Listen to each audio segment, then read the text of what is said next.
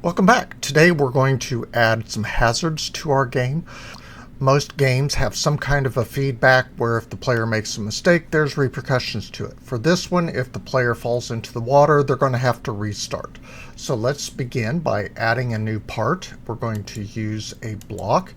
There's our block. Let's up the size of that block so that it covers the size of our water, or at least, the area around our islands. I don't see them getting off into the distance. We need a size of around, let's go 500. 1 should be fine for our Y, and then let's go 500 again. And there you can see we've covered the whole area. Let's slide that down so that it's at our water or just above the water. And we'll set scroll down a little bit here in our properties. And we don't want them to be able to collide with it, but we do want to register a touch. If we have a collide, they're going to bounce off of it or cannot pass through this barrier, and we want them to actually go into the water.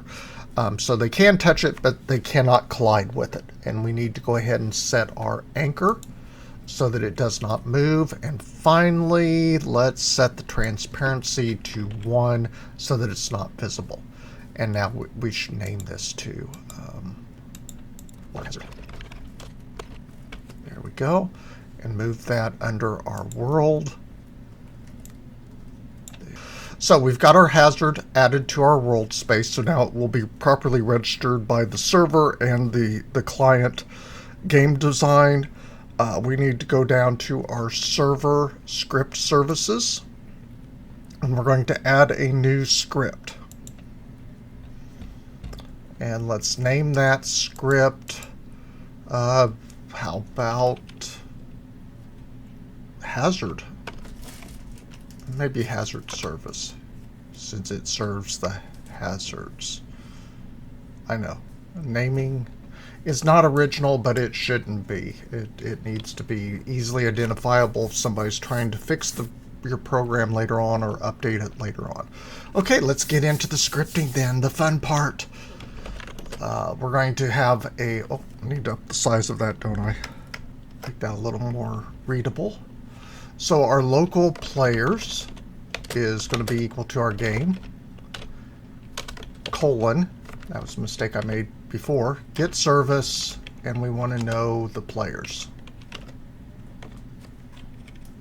Register all the players in the game, our workspace, also game, lowercase, get service, and this time workspace, so that we're pulling in everything that is there so that we can properly notice that somebody clicked on the water or ran into the water hazard if they fell off one of the objects. Okay, we're going to go ahead and go back here and create a folder for our hazards. And we'll name it hazard, just for organization. And then move our water hazard into hazards. There we go. All right, back to our script. So local hazard, let's register that hazards folder.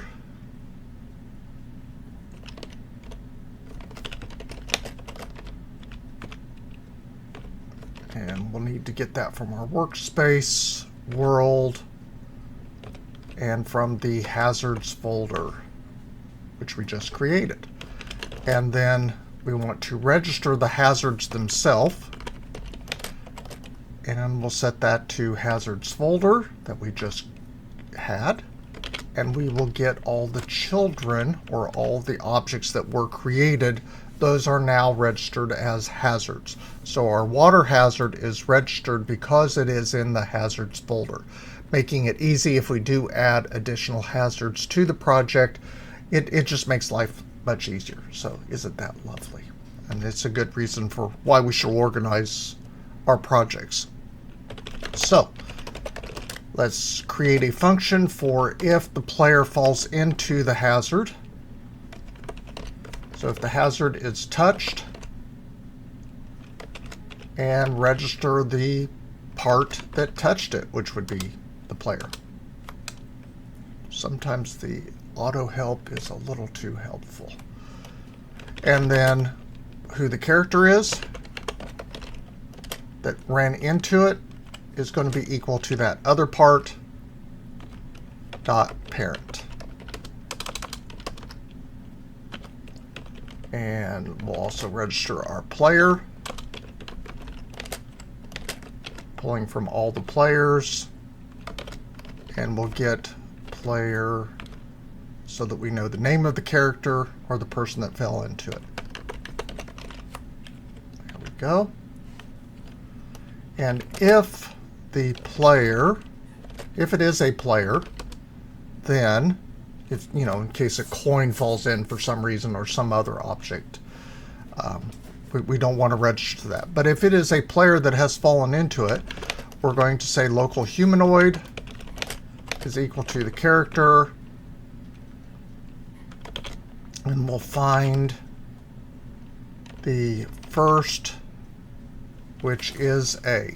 Now this returns the first child of the instance that is a character.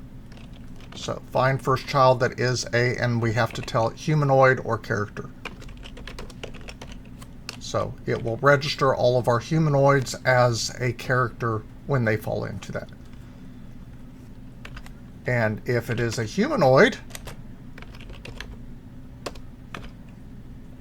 then we want to reset that player's health to, oh, let's be really cruel and set it to 0. They're unalived, so now they're a zombie character.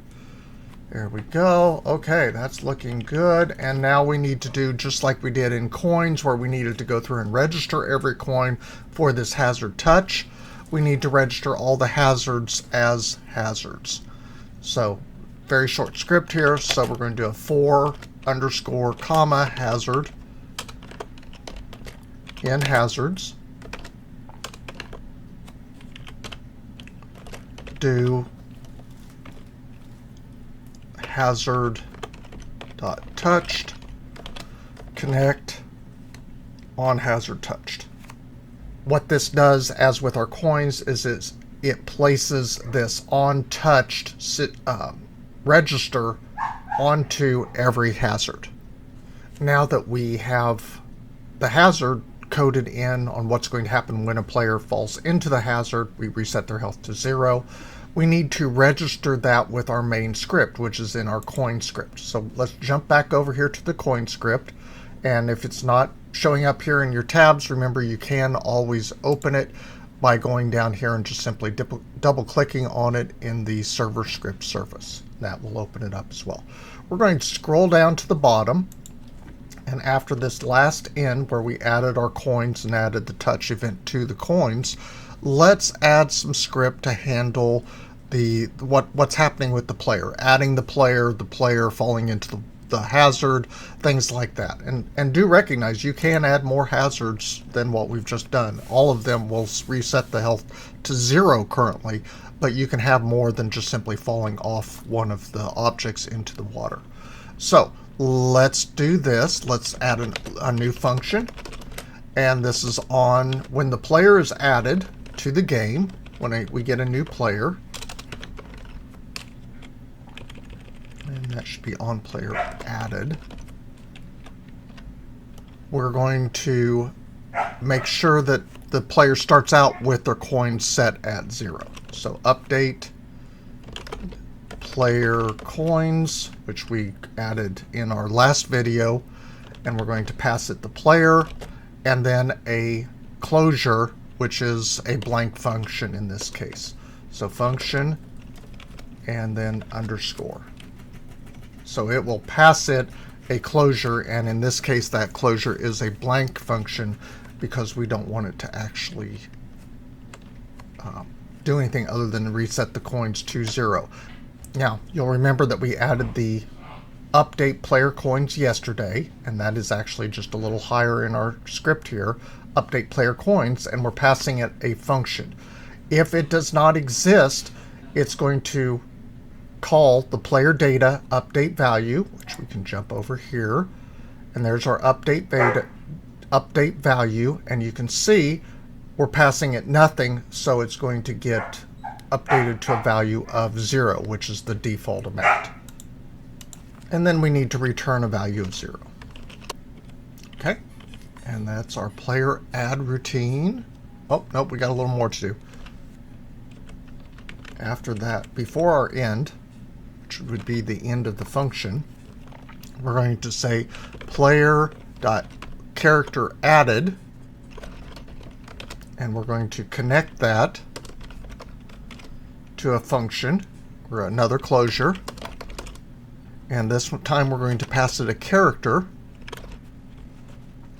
We've added our character. We need to spawn that character. Now that can be processor intensive on the system. If it's done incorrectly, it could pause the entire game, and we don't want that to happen to all the other players. So instead, we're going to have it spawn the child in another thread, or have a second processor deal with the addition of the character so that the game flow can continue uninterrupted. And that's the advantage of multi-core and multi-thread programming. So we're going to say, give it a task, and we're going to tell it to spawn. And the spawn is going to do another closure function. And it'll be an empty function. And in that function, we're going to tell it for the character to spawn it. So character, and to spawn it, we're going to tell it to wait for, capitalize the F, for child. And then it's going to spawn the humanoid. And if they have hit the hazard, we'll connect and pass it a function. So this handles when the player has encountered a hazard. And then we will update their coin count.